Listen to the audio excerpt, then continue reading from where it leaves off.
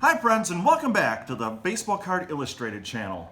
I'm Bronko, the PSA 11. Oh boy, and I'm Kevin. Can you call me the Diamond King when I'm playing as much as Ken Griffey Jr. late in his career lately? Ooh, that hurts. Oh, does hurt. And this is the Saturday Shootaround as we go bye-bye.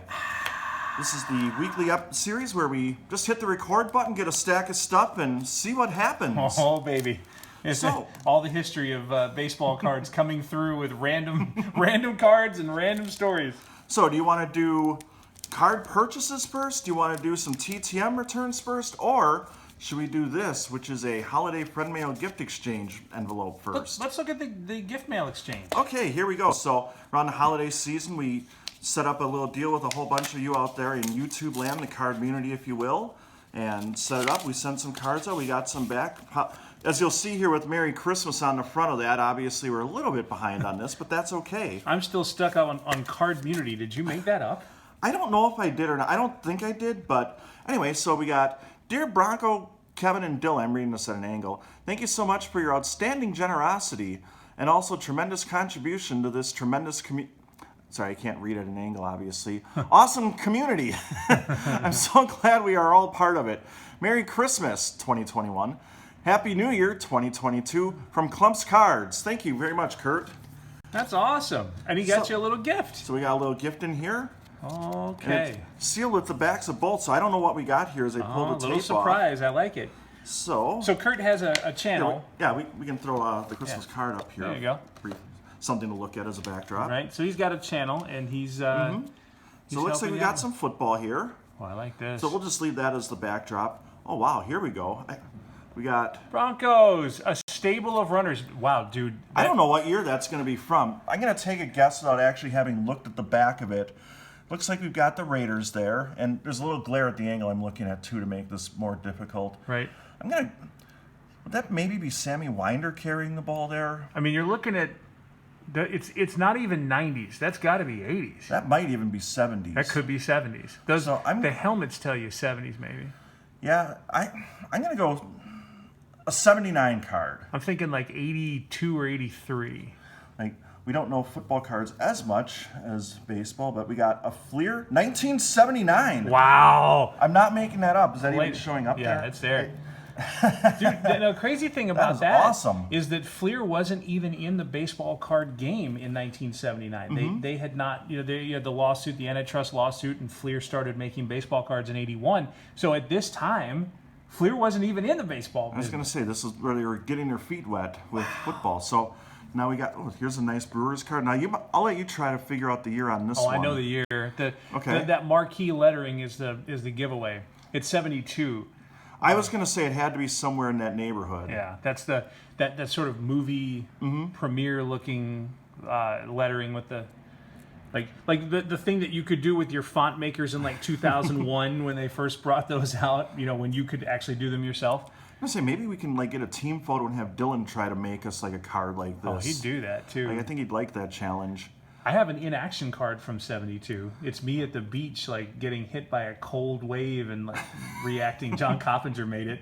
I have a lot of in-action cards and me just sitting around doing nothing. Not in action, but in action.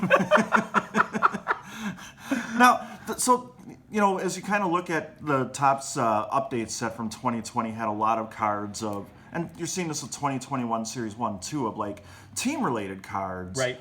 But not in the traditional, like, here's like the photo that they would have had for like team photo night or whatever. I kind of like what they're doing. I know that they're valueless cards, but I kind of like the idea of, just something a little about your favorite team or whatever. And maybe part of it is that we can use them as backdrops for stuff too, instead of just like, oh, let's talk about the Padres, and we got nothing to put on the screen for that. Right. I mean, I think it's good because baseball card collectors, some of them collect those star individual players or flipping profits, but the majority of collectors are hardcore fans, and most of those hardcore fans like a team. Well, and that's the great thing about the card community is everybody has their own thing that they like, such as the greatest quarterback of all time, John Elway. That's a wild card, too. That's, wow, check that out. How wild is it? It's so wild, the Falcons and Packers don't like it. Bark, bark, bark, bark, bark, bark. And probably the Colts, for that matter, too. And the Colts, yeah. A little Super Bowl humor for you there. So thank you very much to Klummps Kards. Go check out that channel as well. Now we're going to move on to some recent purchases. And we'll start out here with a card that hopefully your kids aren't watching unattended.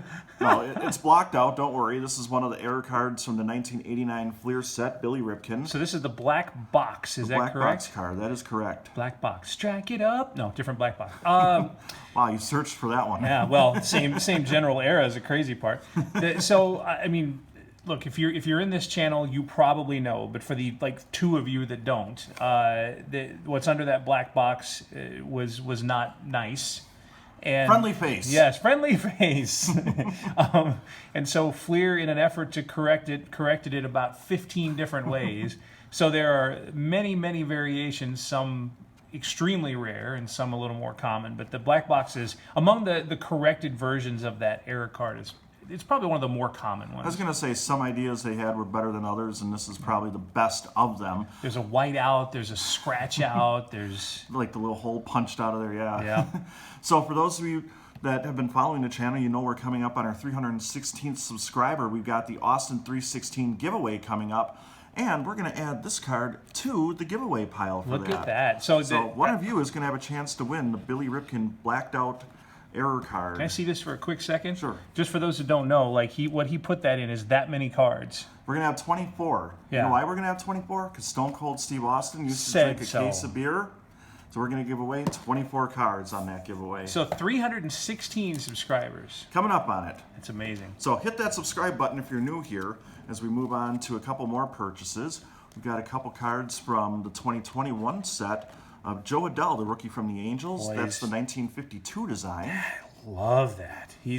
First of all, I like him. He's impressive. I think he can swing a mean stick. But man, that 52 design is just phenomenal. It's iconic. It's Topps first real set, and they had blue and reds in 51, but 52 was the first real set.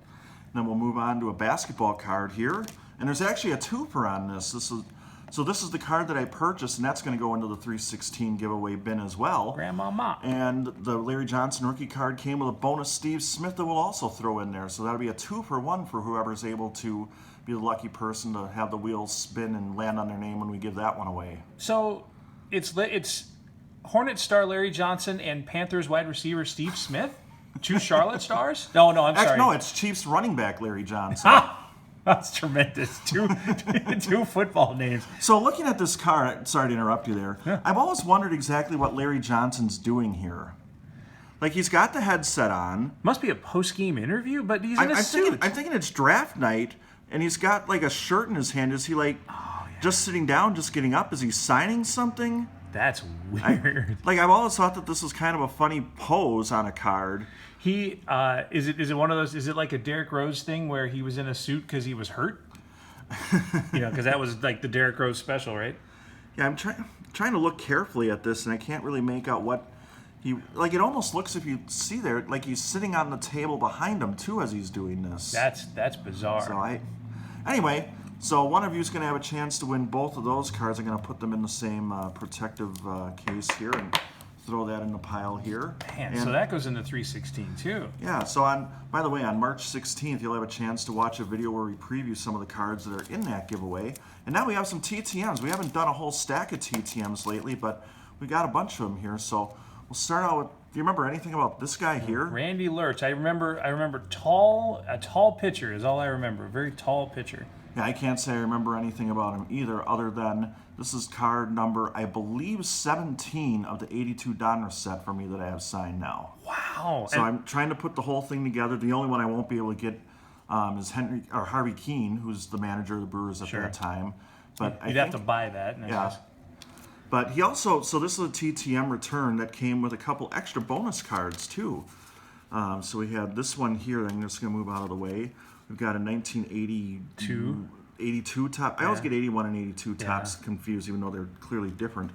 And then this one's a little bit beat up. I think you can see at the top there. But, for a card that I didn't even send them, I'm certainly not going to complain. What I love about that, too, is that's 1982's version of an inaction shot. That is literally inaction. He's standing there and flipping a ball in the air. I mean, you can read a situation into it, so it's cool. I mean, right? Like he's looking like, dude, we're up by 6 runs, and if we get these 3 outs, we can go get a beer. I was gonna say, like, I need to finish this game because we got several hours till last call. Yep. That's the 82 Brewers in a nutshell. I was gonna say that's one of the reasons that they're so lovable in Milwaukee. Man, amazing. And every single one of them that I have met, every single one of them whose path I've crossed at any point has been one of the nicest people, you know? Even Robin Yount, just super nice. Then we got a couple cards of former Hornets coach Gene Little's, which he signed at the top of the card, which I haven't seen many signed that way, but it certainly works on the Hoops card, which is on the right of your screen there. Yeah. Because, you got the perfect backdrop for that. The autograph in the black pen's a little bit harder to see on the Fleer card from the 91-92 set, but that puts me at... I forgot to bring the thing that had the list. I think this is like 53 now out of 326 or something like that. That's amazing. Out of the Hoops set, basically all in 1 year. Wow. And I got to tell you that I mean, I understand from a card design it's like a junk wax era, but that design is great. I have no problem with that design. You're looking at how Gene Little's fared as a coach in the NBA up to that point. Let's not talk about that. And one of his former players was also nice enough to sign a card and return it. We got Randolph Keys. Randolph Keys. Here's the thing about those Hornets. Now, at this point, this is early in the Hornets' history, when that teal is becoming a trendy color. For starter jackets and okay, I'm old enough to remember this the first time around. I just go ahead and say that, but that was a huge, a Hornets starter jacket was a status symbol back in those days. Oh, it sure was. Partly because this guy came on the scene and probably took Randolph Keys' position on the team. Yeah. But... Sorry, Randolph. You got Grandmama and Stacey Augman. You might be in trouble. So, got those cards back, and... Wait, Stacey Augman was a Hornet, right? Or no, those two played together at UNLV. Yeah, he was at UNLV, and then he was drafted. The Hawks come to mind. The Hawks, he did play for the Hawks. Yeah, maybe I'm thinking college. Anyway. So you remember that group. Who did you think would be the better pro? Was it going to be Grandmama or was it going to be Stacey Augman? No, I thought Grandmama by a long shot. See, I thought Stacey Augman, and I think it's fair to say that it was LJ. Yeah, he turned out... Well, he was one of those high-profile guys, had commercials, and didn't Converse have Yep. Yeah, there was a shoe. Yeah, and then he led the Knicks to the finals the year Patrick Ewing got hurt. Yeah. So, anyway, I'd like to thank all those guys for answering their mail, as well as Klummps Kards for sending some fun Broncos and Brewers cards, and for all those people that were nice enough to sell some stuff on eBay that we made a little purchase on. So, on behalf of Kevin the Diamond King. Yeah, and Bronko the PSA 11. I was not expecting that. Yeah. Wait, can I go Ryan Lochte? Chill. You've been watching the Saturday Shootaround here on the Baseball Card Illustrated channel. Chill.